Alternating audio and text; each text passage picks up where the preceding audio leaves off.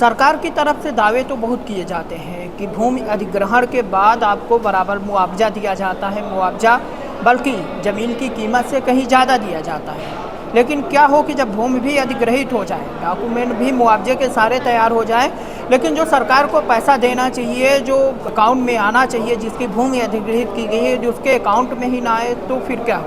मेरे साथ जो शख्स मौजूद हैं, इनके साथ कुछ ऐसा ही मामला है कि भूमि अधिग्रहित कर ली गई, मुआवजा भी बना दिया गया, डॉक्यूमेंट तैयार है, लेकिन जो पैसे मिलने चाहिए वो पैसे नहीं मिल पाए शासन की तरफ से भी। ये लगातार कलेक्ट्रेट के चक्कर लगा रहे हैं। क्या है पूरा मामला, हम इनसे जान लेते हैं। क्या नाम है आपका? जी नमस्कार, मेरा नाम गिरजेश कुमार तिवारी है। ग्राम बड़ा गांव, टोला टोंगा का निवासी हूं। तहसील कौन सी है? तहसील गुड़, जिला रीवा, मध्य प्रदेश। क्या है मामला ये है कि मैं मुआवजा राशि हेतु अपने तहसील कार्यालय एसडीएम महोदय गुड़ वो पूर्ण दस्तावेज के साथ मुआवजा राशि के संबंध में दस्तावेज 1/5/2024 को प्रस्तुत किया। श्रीमान जी अपने कार्यालय में ठीक 1 वर्ष तक मेरे दस्तावेज रखे, किसी भी प्रकार की कार्रवाई उनके द्वारा नहीं की गई। सीएम हेल्पलाइन महोदय में शिकायत करने पर दिनांक 26/5/2025 को उन्होंने कलेक्ट्रेट महोदय के कार्यालय भू अर्जन अधिकारी शाखा के कार्यालय में हमारे दस्तावेज भेजे। यहाँ आकर के भी 3 महीने से ऊपर का समय हो चुका है। 4 बार जन सुनवाई में आ चुका हूँ। सिर्फ भू अर्जन अधिकारी को आवेदन मार्क किया जाता है, लेकिन किसी भी प्रकार की कार्रवाई नहीं की गई। सीएम महोदय हेल्पलाइन में शिकायत करने पर उन्होंने ये बताया कि आपकी जो शिकायत है मैं संबंधित अधिकारी के पास जो है अपडेट करके भेज दिया हूँ। अगर वो कार्य नहीं कर रहे हैं तो इसमें मैं क्या कर सकता हूँ, आप डायरेक्ट सीएम महोदय से मिलें हैं या और वरिष्ठ अधिकारियों से मिले। आज दिनांक को स्वयं भू अर्जन अधिकारी साहब मेरे आवेदन पे मार्क किया है और बोले हैं कि आप ठीक 1 बजे के बाद मेरे कार्यालय में प्रस्तुत हों, है ना। 1 साल 3.5 महीना हो चुका है ना। 1 साल तक जो है ना एसडीएम महोदय कार्यालय गुड़ में दस्तावेज रहा है और 3.5 माह से यहाँ पर है। आज दिनांक उन्होंने मुझे प्रस्तुत किया कि 1 बजे के बाद आप मिलिए। ये स्थिति है। सारे दस्तावेज कंप्लीट हैं। न सीएम महोदय हेल्पलाइन का डर है, न कलेक्टर महोदय की जन सुनवाई का कोई अधीनस्थ अधिकारियों को डर है। क्या महसूस कर सकता हूँ?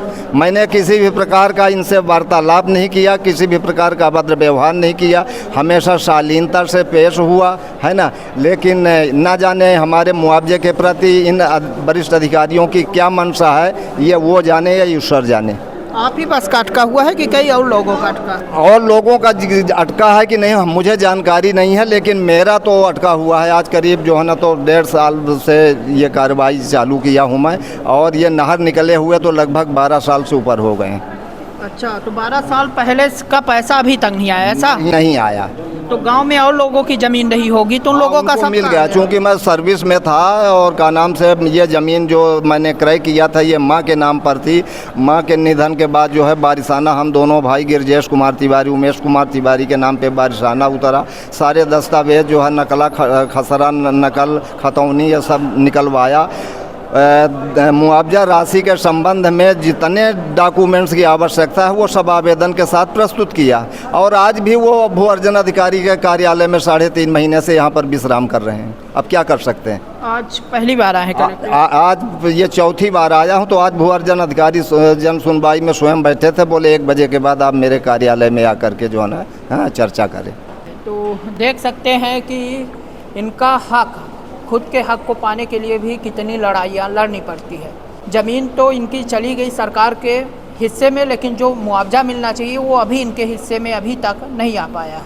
ये पढ़ें, नाम गिरजेश कुमार जी, मोबाइल नंबर इतना। शिकायतकर्ता को बताया गया कि उनके अवार्ड की राशि कलेक्टर महोदय के पीडी खाते में भुगतान हेतु इस कार्यालय के पत्र क्रमांक 478 भू अर्जन फला दिनांक, जी हाँ, 26/5/2025 को, वही मैं बता रहा हूँ कि 1/5/2024 को आवेदन दिया और 1 साल बाद यहाँ भेजा गया। यहाँ आने के बाद भू अर्जन अधिकारी के कार्यालय में सो रहा, और वो स्वयं लिख रहे हैं एसडीएम महोदय कि जो इनकी मांग है शिकायतकर्ता की वो नाजायज़ है, अनावश्यक है। पढ़ लीजिए आप पूरा, या इसकी फ़ोटो ले लीजिए।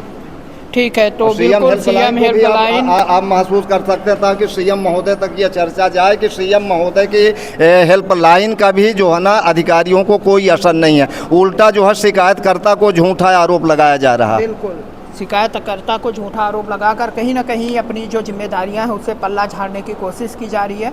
देखना दिलचस्प होगा कि आज भू अर्जन अधिकारी से मिलने के बाद क्या इनकी समस्या का समाधान होता है या फिर ऐसे ही चलता रहेगा। वीडियो जर्नलिस्ट सोनाली के साथ नीरज तिवारी की रिपोर्ट।